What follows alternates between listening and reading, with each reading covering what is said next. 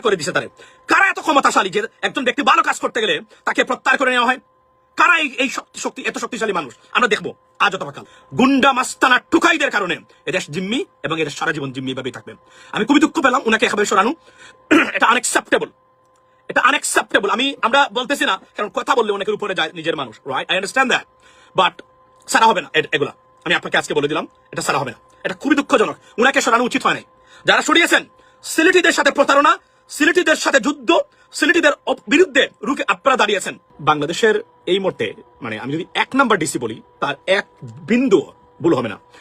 এবং আলোচিত ডিসি সারওয়ার আলম, সিলেটের জেলা প্রশাসক, যারা ইন্টারিম গভর্নমেন্ট ডাকে দিয়েছিলেন, যে কারণে সিলেটের মানুষ জীবনে যা দেখেনি সেই ধরনের শৃঙ্খলা দেখেছে সিলেটে এবং কাজ দেখেছে সিলেটে, সেই ডিসি সারওয়ার আলমকে প্রত্যাহার করা হয়েছে এবং তাকে যুগ্ম সচিব বা উপসচিব পদে পদোন্নতি সমত আপনার মানে দিয়ে জনপ্রশাসন মন্ত্রণালয়ে ফিরে নেওয়া হয়েছে। আমরা এই খবরটার একটু আপনাকে দেখি, আমি সিলেটি যারা আছেন, বিশেষ করে গ্রেটার সিলেটি, আপনারা হতো মানে কপালপুরা সিলেটি যারা আছেন, নামে খুবই উন্নত, এখন আসলে কাজে এই মুহূর্তে আমরা তেমন একটা কোনো জায়গাতে নেই। সেই সিলেটিদের জন্য ব্ল্যাক ডে সব দিক দিয়ে চলছে এখন বিভিন্ন কারণে। লন্ডনে বা ব্রিটেনে বা আমেরিকাতে, বিশেষ করে ব্রিটেনে, সিলেটিদের মানে রাজনীতির নামে সিলেটিদের কপাল পড়তেছে মোটামুটি নিশ্চিত আজ অথবা কাল। কেননা সিলেটের টুকাই শ্রেণীর রাজনীতি বর্তমানে চলছে মানে ইংল্যান্ডে। সেখানে রাস্তাতে গালিগালাজ, খুবই বিরক্ত ব্রিটিশ পিপল, এবং যারা মানে ব্রিটেন ফার্স্ট আপনারা বিশ্বাস করেন তারা খুবই বিরক্ত। এর প্রতিক্রিয়া বা কনসিকুয়েন্স আসতেছে, অপেক্ষা করুন সিলেটিরা। মুখ বন্ধ সবার, সুশীল সাজতেছেন, দেখেন অবস্থা কি হয় সিলেটের জন্য। সব কেন আমি সিলেটের জন্য বলি, কারণ ভাস্ট 98% বাংলাদেশি সিলেটি এখানে, মানে বাংলাদেশের নামে যারা আছেন তারা সিলেটি। এটা অন্য এক বাংলাদেশ।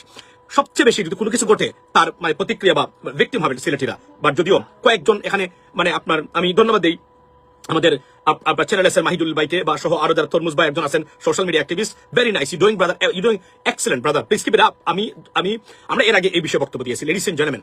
সো সিলেটিদের জন্য বিভিন্নভাবে এবং বিদেশে রাজনীতির নামে যেগুলো হয়, বিশেষ করে আমেরিকা ব্রিটেনে পাওয়ারফুল যারা আছেন, গালিগালাজ থেকে শুরু করে মধ্যস্তাদস্তি সিলেটের মানে বেশিরভাগই আপনি বলতে পারেন নিম্ন শ্রেণী পরিবার থেকে উঠে আসা সিলেটি যারা, sorry to say that, don't take me otherwise, তারা এই কাজে জড়িত সবসময়।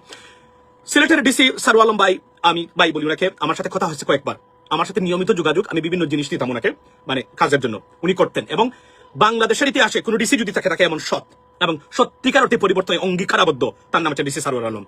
ওনাকে দেওয়া হয়েছিল সিলেটের এই যে পাথর কেন্দ্রিক দুর্নীতি লুটপাট যেটা হয়েছিল সিলেটে, সেটাকে সেই সময়ের প্রেক্ষাপটে ওনাকে দেওয়া হয়েছিল। অবশ্যই তাকে ফিরিয়ে আনা হয়েছে, প্রত্যাহার করা হয়েছে। কেন প্রত্যাহার করা হয়েছে? বিকজ ডিসি অফিস কেন্দ্রিক যে লুটপাট দুর্নীতি হয়, সিন্ডিকেট বাণিজ্য হয়, একটা লোক কোনো কিছু করতে পারে নাই। এটা মানে তারা হতাশ, রীতিমতো দিক হয়ে তারা ছুটাছুরি করতেছিল তাকে প্রত্যাহার করার জন্য। অবশেষে শাহজালাল এবং শাহপুরানের মাজারের খাদিম কেন্দ্রিক যে দুর্নীতি, লুটপাট ও ব্যবস্থাপনা হয় এই দুইটা মাজারের এই ব্যবস্থাপনা আনতে গিয়ে বিপদে পড়েছেন ডিসি সারওয়ার আলম। উনি হয়তোবা ভুলে গেছিলেন উনি he lives or he is the DC of the animal kingdom. Yes, এটা আমি বলেছিলাম আগেই, প্রাণীদের রাজ্যে উনি ডিসি ছিলেন, সুতরাং উনি এখানে থাকতে পারবেন না। যদিও আমি যদি জানতাম তাহলে আমি উনাকে বলতাম যে don't go over there, because এখানে যারা লুটপাট করে এই চুরবাটপার গুলা ভয়ঙ্কর শক্তিশালী। এরা আওয়ামী লীগের সময় ছিল একদম দলীয়করণ ভাবে শাহজালাল শাহপুরানের মাজারে যা হয়েছে, আমরা বিভিন্ন রিলেটেড আছে, আমার না হলে ডাইরেক্টলি আমার মানে অন্যদিক দিয়ে। সো সবার উপরে চলে যাবে টু বি অনেস্ট উইথ বললে, নিজের মানুষেরও। কিন্তু এখানে এই মাজার কেন্দ্রিক লুটপাট হতো এবং এটা ঠিক করতে গিয়েই বিপদে পড়েছেন সারওয়ার আলম। ওনাকে জামাত বা মাজার বিরোধী আখ্যা দিয়ে তথাকথিত আলেম মোনাফেক শ্রেণীর ইসলামিক লেবাসদারি কয়েকটা কাজ করেছেন, এই জায়গাতে ভদ্রলোক বিপদে পড়েছেন। আমার সাথে ওনার প্রথম মানে কথা হয় এর আগে, বাট আমি যে আমার রিকোয়েস্টে যে কাজটা উনি করেছিলেন, আপনারা যে দেখেছিলেন ওসমানী হসপিটালে আমি যখন দেশে গেলাম, আমার একজন আত্মীয়কে দেখতে গেছিলাম মানে সিলেট ওসমানী মানে ইন্টারন্যাশনাল এয়ারপোর্টে, সরি হসপিটালে। সেখানের অবস্থা দেখে আমার মনে হয়েছে আমার যদি এমন হতো পরিস্থিতি যে আপনাকে উসমানীতে ভর্তি করা হবে, আমি একটা উদাহরণ দিলাম শুধুমাত্র, অথবা আপনি মৃত্যুবরণ করবেন, আমি বললাম যে you know I will embrace my death rather than going to the Osmani hospital. এতটা ভয়ঙ্কর অবস্থা বা খারাপ আমি দেখেছি আপনার ইন্টারিম গভর্নমেন্টের সময়ও। কেন? কারণ এখানে যে স্বাস্থ্য উপদেষ্টা দিয়েছিলেন অপদার্থ একজন মহিলা, অযোগ্য, বাংলাতে অনার্স মাস্টার্স নাকি, বাংলাতে 5টা ডিজিজের বা রোগের নাম বলতে না পারা ডক্টর ইউনূসের যতটা ব্যর্থতার মধ্যে আছে, অন্যতম ব্যর্থতার পোস্ট হচ্ছে মানে এই আপনার এই ফরহাদ মাজারের ওয়াইফকে স্বাস্থ্য উপদেষ্টা দেওয়া। 5টা রোগের নাম ভদ্রমহিলা বলতে পারবে না। 8টার সময় ঘুমায় যায় রাত্রে। ওনাকে আমরা একদিন যোগাযোগ করার চেষ্টা করেছিলাম, 8:30টার সময় ওনাকে আমরা গভীর ঘুমে পেয়েছি, মানে আমি ঘুমের মধ্যে পেয়েছি। আচ্ছা আমি আপনাকে একটা ভিডিও দেখাই যেটা আমি বাংলাদেশে ওসমানীকে রেকর্ড করেছিলাম। পরে ডিসি সারওয়ার আলম সাহেব, উনাকে আমি পাঠিয়েছিলাম, উনি তো এগুলা খালি খুঁজ পাইলেই মানে ধরেন উনার অ্যাকশন শুরু। উনি পরবর্তী সময়ে এক্সাক্ট জায়গাতে উসমানিতে গিয়ে এই আক্রমণ চালিয়েছিলেন। আমি আপনাকে দেখাই এই ভিডিওটা। অগাস্ট 28, 2025 জুলাইতে আসলাম দেশে, আমি মানে ফিরে আসলাম আমেরিকাতে।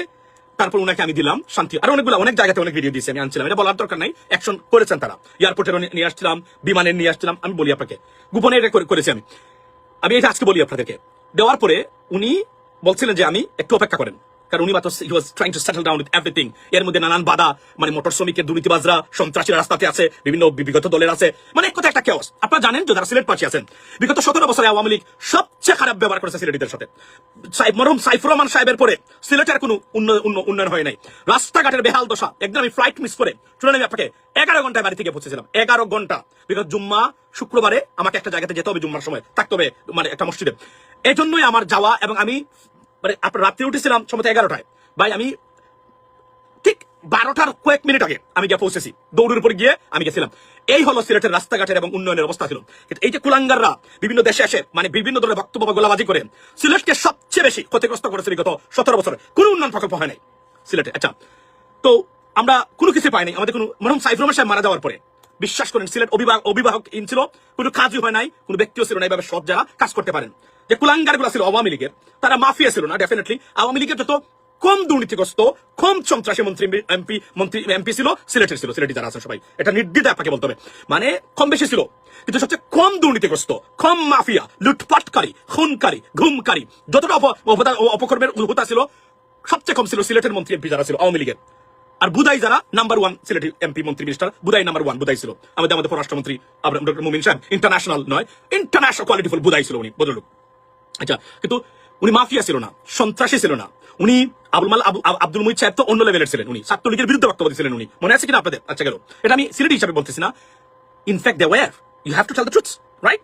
সো আমি আপনাকে দেখাই আমরা সিলেটের, আমরা এই বদলুক সিলেটের অভিভাবক হিসাবে আমার স্ক্রিনে যিনি দেখতে পাচ্ছেন, তো doctor Sarwar Alam, sorry DC Sarwar Alam সাহেব আমাদের অভিভাবক হিসাবে, অভিভাবকের মতো উনি দাঁড়িয়েছিলেন। আমাদের রাজনীতিবিদ নাই, অনেকে অদক্ষ অপদার্থ শ্রেণীর লুটপাটকারী সিন্ডিকেট ম্যানেজার হতা বদলুক দায়িত্ব নিয়েছিলেন সিলেটের। আমি বলছিলাম তৎকালীন সরকারের আমরা ওনাকে সিলেটের বিভাগীয় কমিশনার হিসেবে দেখতে চাই। এটা ছিল আমার প্রপোজড।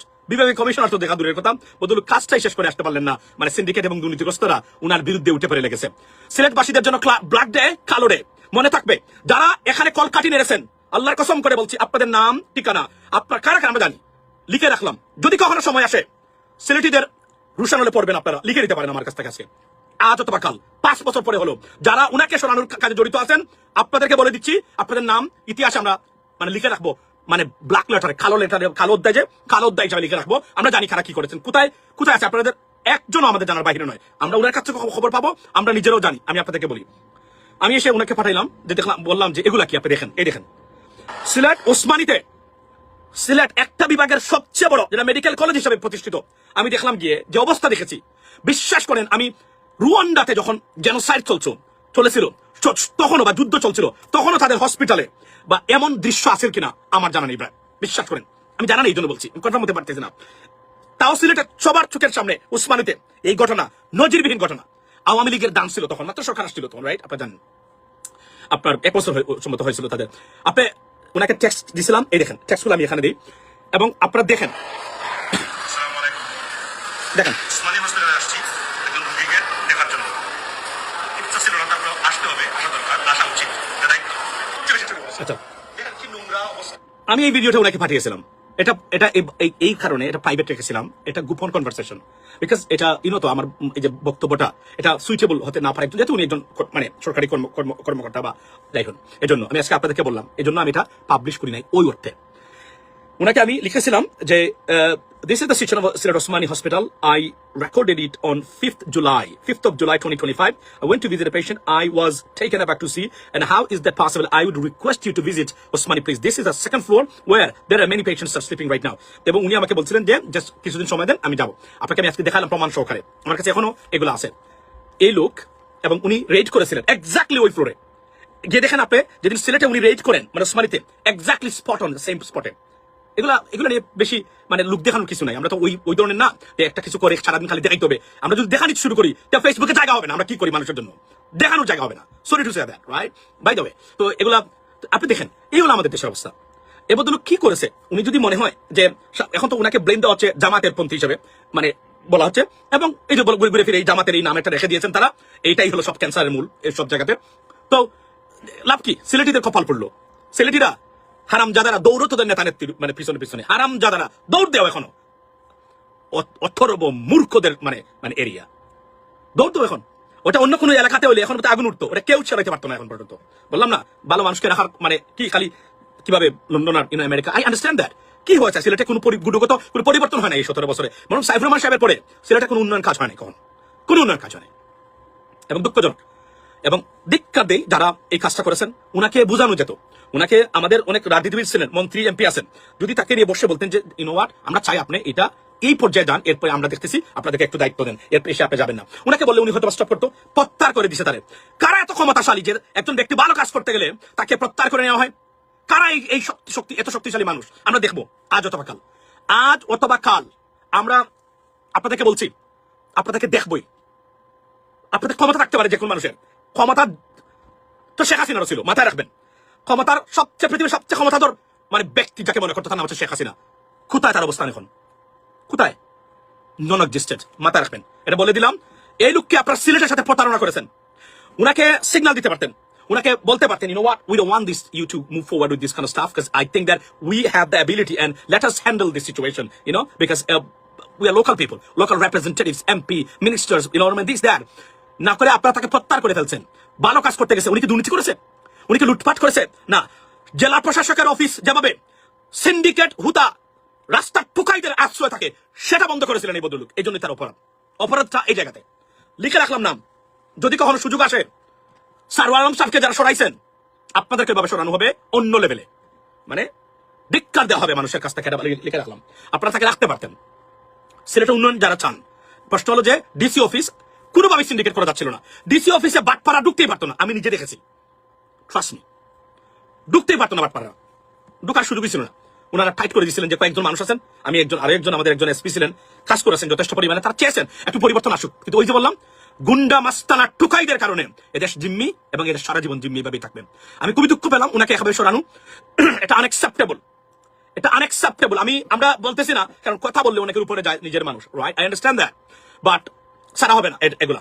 আমি আপনাকে আজকে বলে দিলাম, এটা সারা হবে না। এটা খুবই দুঃখজনক। উনাকে সরানো উচিত হয় নাই। যারা সরিয়েছেন, সিলেটিদের সাথে প্রতারণা, সিলেটিদের সাথে যুদ্ধ, সিলেটিদের বিরুদ্ধে রুখে আপনারা দাঁড়িয়েছেন। যদি কখনো সুযোগ আছে, আবার বলছি, নাম চিহ্নিত করে রাখা হবে, লিস্ট আনা হবে, যাকে সরাইছেন তার কাছ থেকে।